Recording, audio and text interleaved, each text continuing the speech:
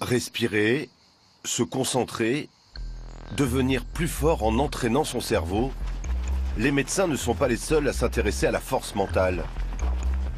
Nous sommes avec le 19e régiment du génie à Fréjus dans le Var. D'habitude, l'image qu'on a de l'armée, c'est plutôt ça. Pompes, abdominaux ou parcours du combattant. Mais la formation militaire n'est plus seulement une affaire de muscles.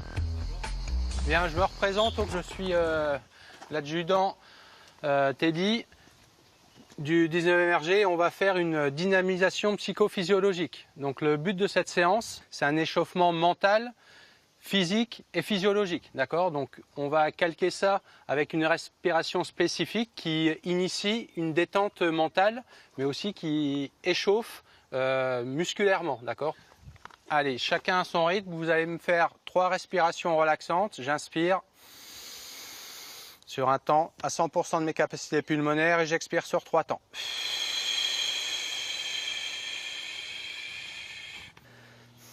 Des militaires en pleine séance de sophrologie, cela peut surprendre.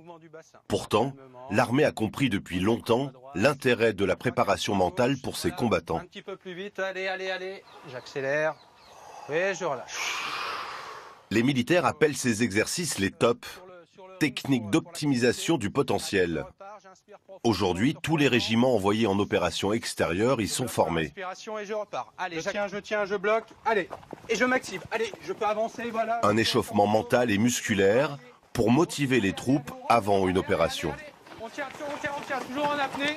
Attention derrière.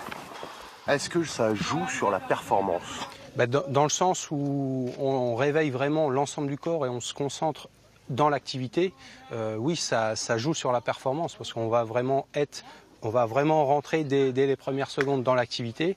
Plus on va se sentir en fait prêt à affronter toutes ces épreuves, plus ça va augmenter notre confiance en soi et plus on sera performant en fait.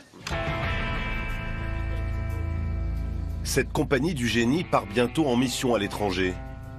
Ces soldats devront faire face à des situations de stress et de danger.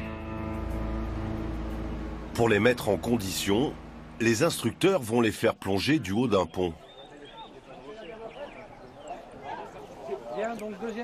Avant le grand saut, un peu d'imagerie mentale. Visualiser une difficulté permet d'en réduire le stress.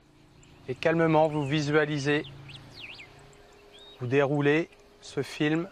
Comment je vais rentrer dans l'eau, peut-être se préparer à avoir un peu plus de fraîcheur quand mon corps rentrera dans l'eau. Des bruits juste à côté de cette route, des voitures qui passent, des bruits d'avions, des groupes de gens juste à côté. Imprégnez-vous des lieux et calmement vous visualisez ce saut de pont.